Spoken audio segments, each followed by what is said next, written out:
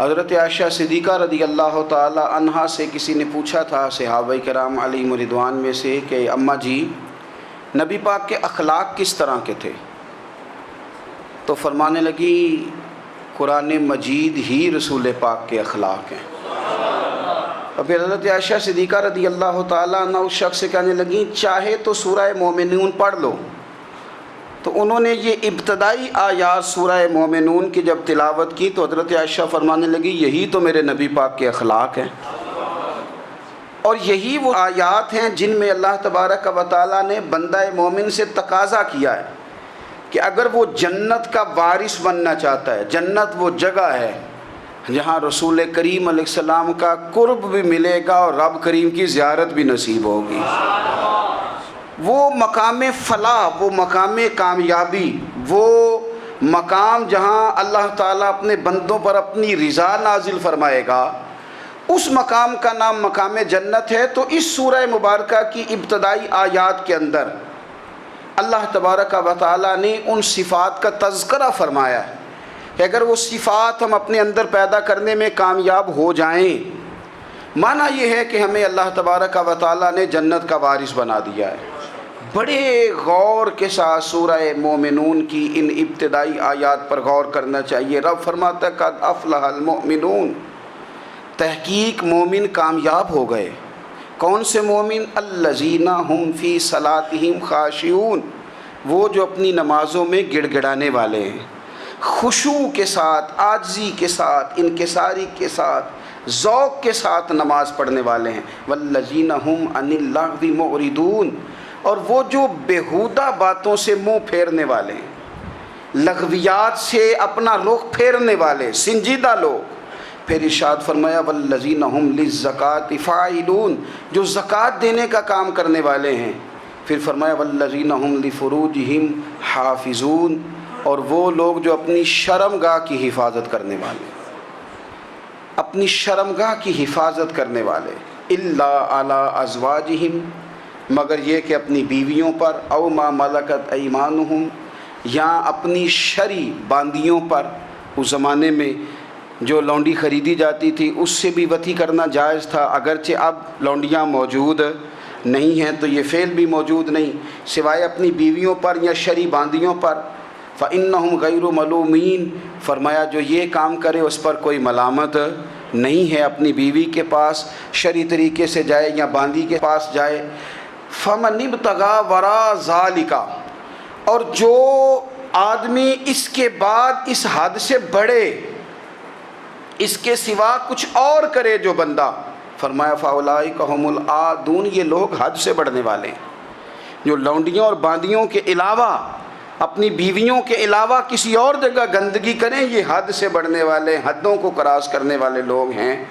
پھر ارشاد فرمایا والذین هم لاماناتہم وعہدہم راعون، اور وہ جو اپنی امانتوں اور اپنے وعدوں کی رعایت کرتے ہیں، امانتیں ادا کرتے ہیں، وعدے پورے کرتے ہیں۔ اور وہ لوگ جو اپنی نمازوں کی حفاظت کرنے والے ہیں، جن میں یہ خوبیاں آ گئیں۔ میرا رب فرماتا ہے نماز میں خشوع خضوع حاصل ہو گیا، فضولیات سے بچ گئے، زکوٰۃ ادا کرنے والے بن گئے، شرمگاہ کی حفاظت کرنے والے بن گئے، امانتیں عہد پورے کرنے والے بن گئے، اپنی نمازوں کے محافظ ہو گئے۔ اللہ اکبر، قربان جائیں۔ مالک فرماتے ہیں اولئک هم الوارثون، یہی لوگ تو وارث ہیں۔ یا اللہ کس چیز کے؟ فرمایا الذین یرثون الفردوس، یہ لوگ جنت کے وارث ہیں، یہ جنت کے وارث ہیں یہ لوگ۔ ہم فیہا خالدون، اور فردوس سے، جنت سے نکالے نہیں جائیں گے، ہمیشہ ہی جنت میں رہیں گے۔ یہ آیات اللہ کا مطالبہ بھی ہے، یہ آیات صحابہ، اہل بیت، اولیاء اللہ، ان تمام کی سیرت کا عکس بھی ہے۔ اور سب سے بڑھ کر سیدہ عائشہ صدیقہ فرماتی ہیں یہی تو آیات ہیں جنہیں اچھی طرح سمجھ لو گے تو تمہیں مدینے والے کے اخلاق بھی سمجھ میں آ جائے گا، حضور کے اخلاق بھی تمہیں سمجھ میں آئیں۔ بڑے غور کے ساتھ سورہ مومنون کی ان ابتدائی آیات پر غور کرنا چاہیے۔ رب فرماتا ہے قد افلح المؤمنون، تحقیق مومن کامیاب ہو گئے۔ کون سے مومن؟ الذین هم فی صلاتہم خاشعون، وہ جو اپنی نمازوں میں گڑ گڑانے والے ہیں، خشوع کے ساتھ، عاجزی کے ساتھ، انکساری کے ساتھ، ذوق کے ساتھ نماز پڑھنے والے ہیں۔ دیکھیں قرآن نے یہ نہیں کہا شروع میں کہ وہ لوگ اپنی نماز پابندی سے پڑھتے ہیں، بلکہ فرمایا وہ نمازوں میں عاجزی کرتے ہیں، وہ نماز میں خشوع کرتے ہیں، خضوع کرتے ہیں۔ نماز ہم بھی پڑھتے ہیں، ڈھیر سارے لوگ ہیں جن کا یہ مطالبہ ہے کہ میرا نماز میں دل ہی نہیں لگتا۔ پہلی بات تو یہ ہے کہ دل نہ بھی لگے تو نماز پھر بھی پڑھنی ہے، اور دوسری بات یہ ہے کہ دل لگانے کو بھی تو کچھ انسان کے پاس چیزیں ہونی چاہیے نا، کوئی ضروریات ہوتی ہیں۔ سب سے پہلی بات یہ کہ مسئلہ نماز کا نہیں، مسئلہ اہمیت کا ہے۔ آپ نے اللہ تبارک و تعالیٰ کی ذات کی، رب کریم کے جلالت کی جتنی زیادہ اہمیت اپنے دل میں محسوس کر لی، اتنا ہی نماز کی طرف توجہ آپ کی بڑھ جائے گی۔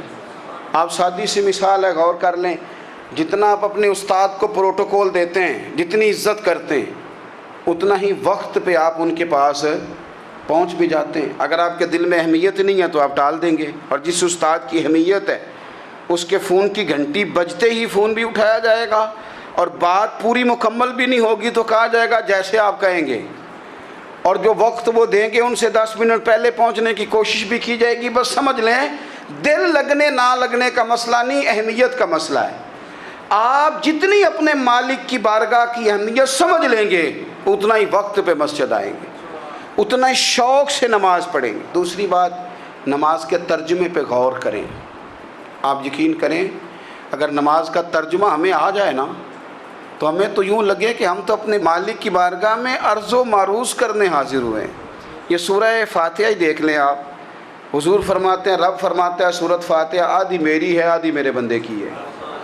جب اس نے کہا الحمدللہ رب العالمین الرحمن الرحیم مالک یوم الدین ایاک نعبد و ایاک نستعین، جب یہاں تک وہ لفظ کہتا ہے تو یہ حصہ میرا تھا، اس نے اپنے رب کی تعریف کی، اور جب کہا نا اس نے اہدنا الصراط المستقیم، اب بندے نے التجائیں شروع کر دی۔ اس نے کہا کہ مالک بھی تو ہے، رحمان بھی تو ہے، رحیم بھی تو ہے، عبادت بھی تیری کرتے ہیں تو مدد بھی تو تجھی سے مانگنی ہے نا، اب مہربانی فرمانا اہدنا الصراط المستقیم، ہمیں سیدھا راستہ دکھا دے، صراط الذین انعمت علیہم، ان لوگوں کا راستہ دکھانا جن پر تو نے انعام کیا ہے، غیر المغضوب علیہم ولا الضالین، ان کے راستے پہ نہ چلانا جن پر تیرا غضب ہوا، جو گمراہ ہو گئے ان کے راستے۔ تو نماز میں جب ترجمے پر آپ کا غور ہوتا ہے تو آپ کا تو دل خود بخود لگ جاتا ہے، شوق بڑھ جاتا ہے آپ کا۔ تو اتنی چیزیں ہم زندگی میں یاد کرتے ہیں، تو اگر ترجمہ بھی نماز کا یاد کر لیں اور پھر شوق سے پڑھیں تو آپ یقین کریں طبیعت کھنچی چلی آئے گی۔ ہمارے یہاں کچھ لوگ نماز پڑھتے ہیں پر بڑی لاپرواہی سے پڑھتے ہیں، کبھی ادھر دیکھتے ہیں کبھی ادھر دیکھتے ہیں، کبھی بال سہلاتے ہیں۔ وہ میں نے دیکھا ہے سجدے جا رہے ہیں تو سیانے سیانے بندے کبھی کپڑے کو چھیڑ رہے ہیں کبھی جگہ کو چھیڑ رہے ہیں۔ میرے نبی کریم صلی اللہ تعالیٰ علیہ وسلم نے فرمایا ان لوگوں کا کیا حال ہے جو اپنی نماز میں نظریں آسمان کی طرف اٹھاتے ہیں، رکوع سے اٹھے تو اوپر دیکھنا شروع کر دیا، کیا حال ہے ان کا۔ اور پھر حضور نے ایک موقع پر تو سختی فرمائی، فرمایا جو نماز پڑھتے اپنی نظریں آسمان کی طرف اٹھاتا ہے وہ باز آ جائے، ورنہ ایسا نہ ہو کہ رب اس کی آنکھیں ہی چھین لے، وہ باز آ جائے اس کام سے۔ خشوع کے ساتھ نماز پڑھے، عاجزی کے ساتھ نماز پڑھے، اس کا دل لگا ہوا ہو نماز کے اندر۔ میرے نبی پاک صلی اللہ تعالیٰ علیہ وآلہ وسلم کے غلام حضرت انس بن مالک رضی اللہ تعالیٰ عنہ فرماتے ہیں کہ رسول پاک صلی اللہ علیہ وسلم نے مجھ سے فرمایا تھا کہ بیٹے نماز میں ادھر ادھر دیکھنے سے بچو، کیونکہ فرمایا نماز میں ادھر ادھر توجہ کرنا یہ بندے کو ہلاک کر دیتا ہے، ہلاکت ہے اس میں اگر تم نے ادھر ادھر توجہ کی۔ نماز تم مالک کی بارگاہ میں کھڑے ہو اور تم دیکھ ادھر ادھر رہے ہو۔ تو ایک تو نماز عاجزی کے ساتھ، پھر فرمایا والذین ہم عن اللغو معرضون، وہ لوگ جو فضول باتوں سے، لغویات سے اپنا منہ پھیر لیتے ہیں، فضولیات سے۔ ہمارے ہاں نا بہت سارے لوگ ایسے ہیں جو بلا وجہ ان چیزوں میں دلچسپی لیتے ہیں جو ان کے مطلب کی نہیں ہے، ان کے مطلب کی مطلب آپ کسی سے ملیں کہتے ہیں کیا حال ہے؟ ٹھیک ہے جی۔ بچوں کا کیا حال ہے؟ ٹھیک ہے۔ بچے کتنے ہیں؟ تو بھئی آپ کو جب پتہ ہی نہیں تھا کتنے ہیں تو حال کیوں پوچھا آپ نے؟ آپ کرتے کیا ہیں؟ آپ کا بڑا بھائی کیا کرتا ہے؟ چھوٹا بھائی کیا کرتا ہے؟ ابا جی کیا کرتے ہیں؟ بھئی آپ کے مطلب کی بات نہیں، آپ مطلب کی مقصد کی بات کریں، بے مقصد باتوں میں الجھنے کی ضرورت نہیں ہے۔ دیکھیں، اپنا ادارہ میں چلاتا ہوں، اپنا گھر آپ چلاتے ہیں، اپنی ڈیوٹی آپ کرتے ہیں، آپ کو زیادہ بہتر پتہ ہے کہ آپ اپنا گھر کیسے چلا رہے ہیں، مجھے زیادہ بہتر پتہ ہے کہ میں مدرسہ مسجد، مجھے زیادہ بہتر پتہ ہے اس کے اندر کون سی اصطلاح کس طرح کرنی ہے، یہ مجھ سے زیادہ بہتر کوئی بندہ جانتا نہیں۔ اب ہم کیا کرتے ہیں، جب ہم دوسرے کے کام میں مداخلت کرتے ہیں تو دو نقصان ہوتے ہیں، ایک تو اس کے ساتھ ہمارا رائے کا اختلاف ہو جاتا ہے، اور دوسرا ہمارے اپنے بہت سارے کام رہ جاتے ہیں، کیونکہ ہماری توجہ ہی دوسرے کی جانب تھی، اپنے بڑے سارے کام رہ جاتے ہیں۔ اس لیے بہت ساری ایسی چیزیں ہیں جن میں بلا وجہ کوئی مقصد نہیں۔ ہم پرانے لوگوں سے باتیں سنا کرتے تھے، ہمارے بزرگ کہا کرتے تھے جڑے پنڈ جانا نہیں، جڑے پنڈ جانا نہیں اودا راہ پوچھنے دی کی لو۔ لغویات میں نہ الجھیں، فضولیات میں نہ الجھیں، یعنی ٹو میں رہنا، ٹو میں۔ آپ یقین کریں، میں نے پرسنلی طور پہ اس چیز کو محسوس کیا ہے کہ ہمارے بہت سارے اہم حقوق صرف اس لیے مس ہوتے ہیں کہ ہماری اپنے سے زیادہ توجہ سامنے والے پہ ہوتی، سامنے والے۔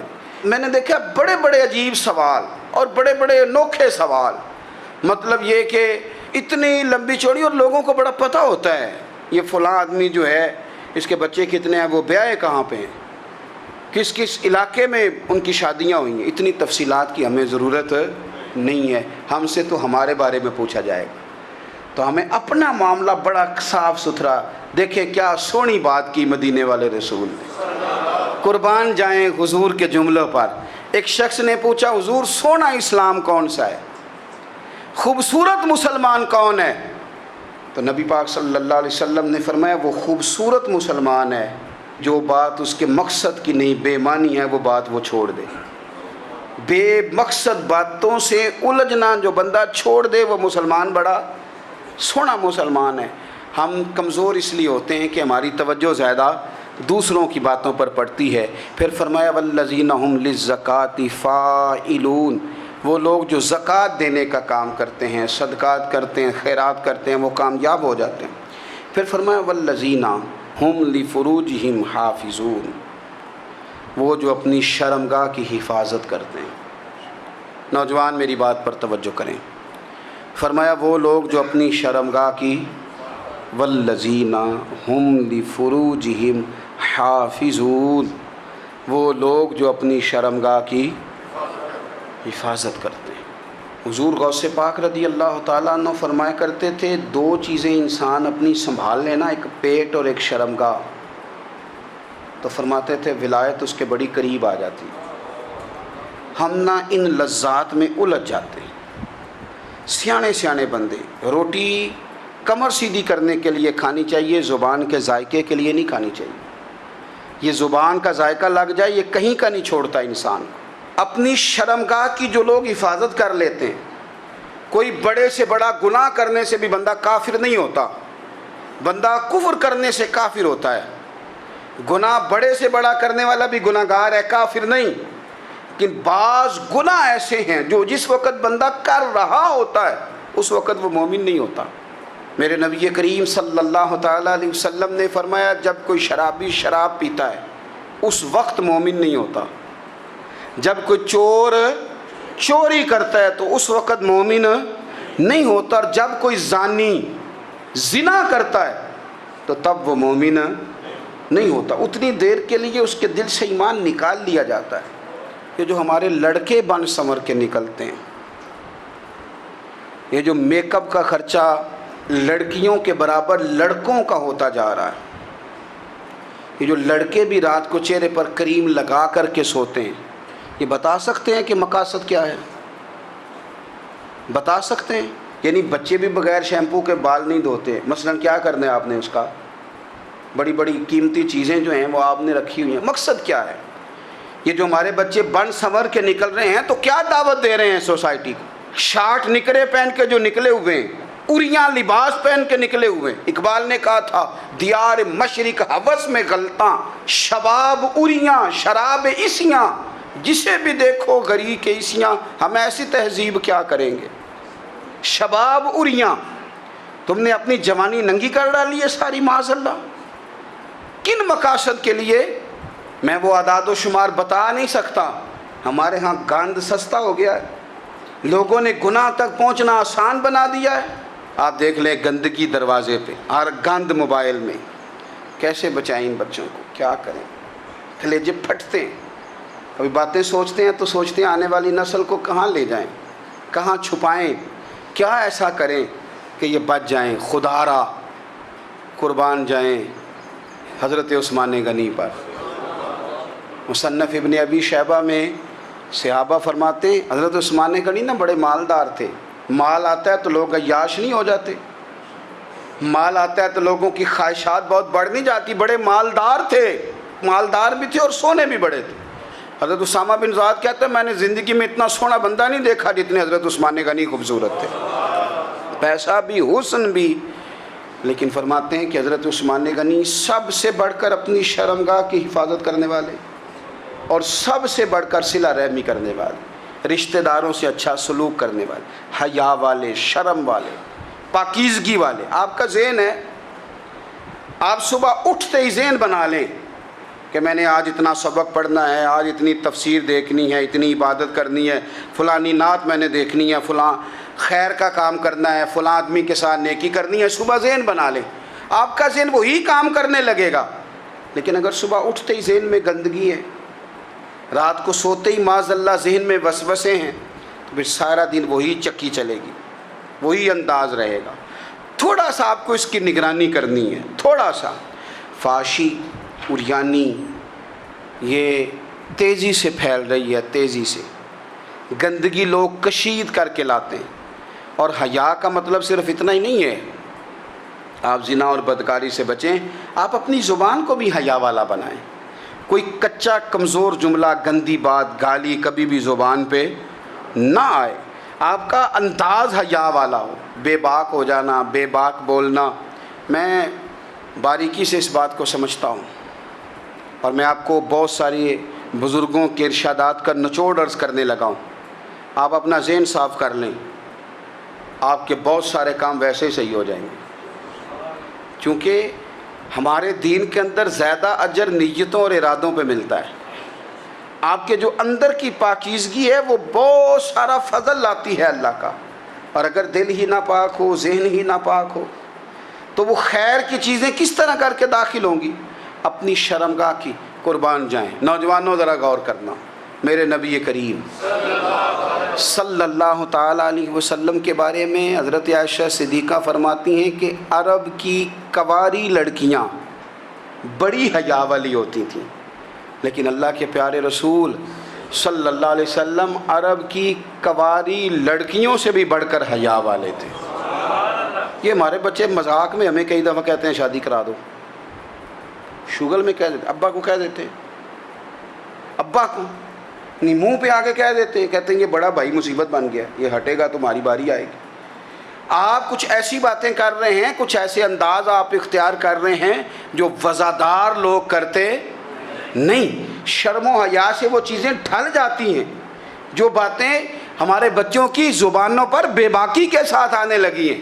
اور میں آپ کو ایک عقلی بات عرض کرتا ہوں، آپ اپنی زبان سے جو جملے خود ادا کرتے ہیں وہ جملے آپ کے دل پر بھی اثر کرتے ہیں.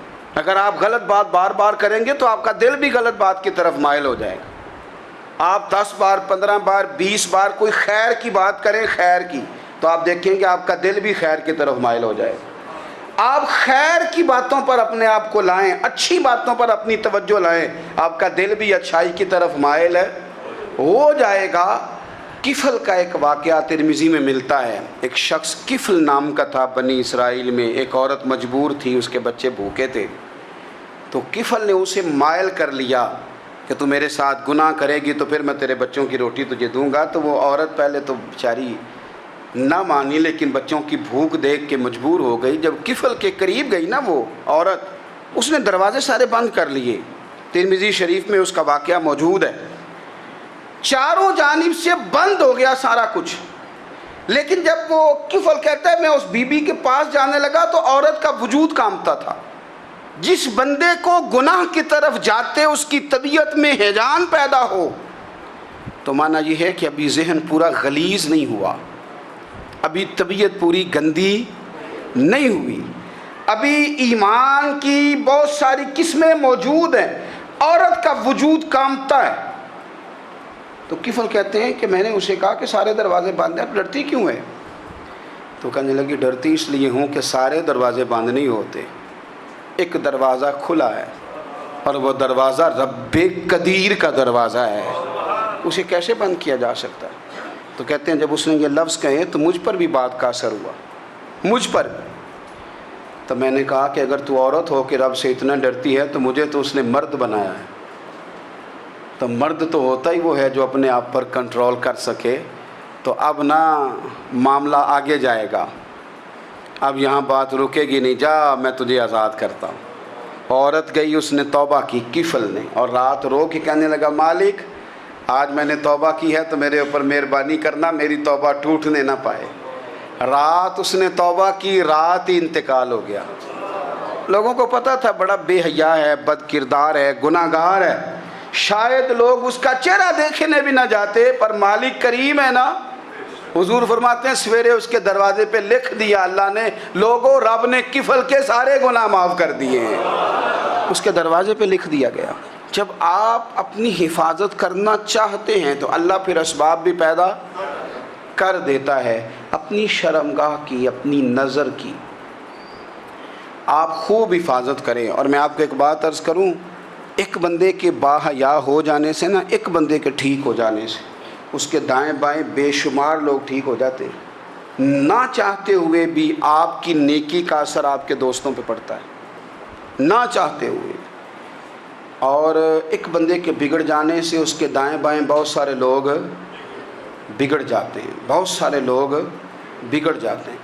آپ اگر اپنے لب و لہجے پر یہ پابندی لگا سکیں اور اپنے آپ کو اگر آپ سنبھال سکیں تو پھر یاد رکھیے گا بڑی ساری چیزیں بہتر ہو جائیں گی. کچھ چیزیں ایسی ہوتی ہیں جو ہم نہ فراخ دلی سے بانٹتے ہیں, اور کچھ چیزیں ایسی ہوتی ہیں جو مجبور ہو کر ہم دیتے ہیں. کئی دفعہ ایسا ہوتا ہے کہ سامنے والا کچھ زیادہ تکلیف میں ہوتا ہے پر ہمارے پاس بھی وسعت نہیں ہوتی, لیکن زیادہ اجر اسی بندے کو ملتا ہے جو تھوڑی تکلیف برداشت کرے اور سامنے والے کی تکلیف کو دور کرے. مدینہ منورہ میں نا قحط پڑ گیا تھا, غلہ نہیں ملتا تھا. تو قحط کے زمانے میں لوگ نا پھر چیزوں کو مہنگا کر کے بیچتے ہیں. ہمارے ہاں ایک طرف چینی کی لائنیں لگی ہوتی ہیں اور دوسری دفعہ چھاپا پڑتا ہے, پورے کے پورے گودام بھرے ہوئے نکل آتے ہیں. لوگ مصنوعی قلت پیدا کر دیتے ہیں. حضرت عمر فاروق رضی اللہ تعالیٰ عنہ کے زمانہ نور میں قحط پڑ گیا تھا. گندم کا دانہ اس طرح ہو گیا تھا جس طرح سونا ہے. سیدنا عثمان غنی رضی اللہ تعالیٰ عنہ کے نا بہت سارے اونٹ غلے کے بھرے ہوئے مصر سے آئے, اور لگتا یوں ہے کہ وہ شخص آپ ہی کو غلہ دیتا تھا, کسی اور کو دیتا بھی نہیں تھا, جو اونٹ بھر کے اس نے لیے. تو مدینہ منورہ کے اندر جب وہ مال پہنچا نا, آپ کو بتانا یہ چاہ رہا ہوں کہ ساری تجارت بندوں سے نہیں کرنی چاہیے, کچھ اللہ سے بھی کرنی چاہیے. رب سے جو بندہ تجارت کرتا ہے وہ بڑا کامیاب ہوتا ہے. وہ غلے سے بھرے ہوئے اونٹ آپ کے پہنچ گئے تو تاجر آئے, انہوں نے آگے کہا عثمان ہم کھول کے نہیں دیکھتے کہ اندر مٹی ہے کہ سونا ہے, اور یہ بھی نہیں پوچھتے آپ نے کتنے کا خریدا ہے, آپ کی زبان پر اعتبار ہے. آپ نے جتنے کا مال لیا ہے نا ہم ڈبل دیتے ہیں, آپ ہمیں دے دیں. آپ فرمانے لگے نہیں مجھے زیادہ نفع ملتا ہے. انہوں نے کہا 2 گنا, فرمایا نہیں زیادہ ملتا ہے. کہا 3 گنا, فرمایا زیادہ ملتا ہے. وہ کہنے لگے اس سے زیادہ تو کوئی تاجر ہے ہی نہیں جو زیادہ دے. فرمایا بس مجھے ملتا ہے نا. کہا کتنا ملتا ہے؟ فرمانے لگے لگتا ہے کہ اگر وہ تاجر زیادہ کرم نوازی کرے تو 700 گنا تو دے گا ہی, اور باقی کریم ہے. انہوں نے کہا جی نہیں اتنا نہیں ہم دے سکتے, پھر آپ بیچ لیں. یہ بات ہی سمجھ میں نہیں آتی. لوگ چلے گئے تو حضرت عثمان غنی مال اٹھا کے مسجد کے دروازے پہ لے گئے. جا کے کہنے لگے اے عمر اعلان کر دیں جس غریب کو گندم کی ضرورت ہے, آسانی کے دور میں نہیں دقت کے دور میں, جب لوگوں کو مل نہیں رہی چیز, جس کو ضرورت ہے وہ آئے اور آ کے لے جائے۔ جب جناب عثمان غنی کے اس غلے کا اعلان ہوا تو تاجروں کو اب مسئلہ سمجھ میں آیا کہ یہ 700 گنا کو بندہ نہیں دے رہا، یہ رب کریم عطا فرما رہا ہے۔ میرے عزیز، کچھ سودے رب کے ساتھ بھی کریں۔ اگر کوئی بڑا ضرورت مند دروازے پہ آ جائے نا تو پھر اپنا نفع نقصان نہیں سوچنا، پھر تو رب کے ساتھ تجارت کرنی ہے۔ ضرورت مند کی ضرورت کا لحاظ کرنا، یہ نہ مسلمانوں کے ایک دوسرے کے قریب کرے گا۔ ہم کون ہوتے ہیں کسی کی حاجت پوری کرنے والے، ضرورت پوری کرنے والے؟ کرنے والا تو اللہ ہے۔ تو اگر رب ہمیں کبھی وسیلہ بنائے، ذریعہ بنائے، تو پھر ہمیں ذرا نا خوش دلی سے بننا چاہیے، ذوق اور شوق سے بڑھنا چاہیے، پھر ہمیں کمزور نہیں پڑنا چاہیے۔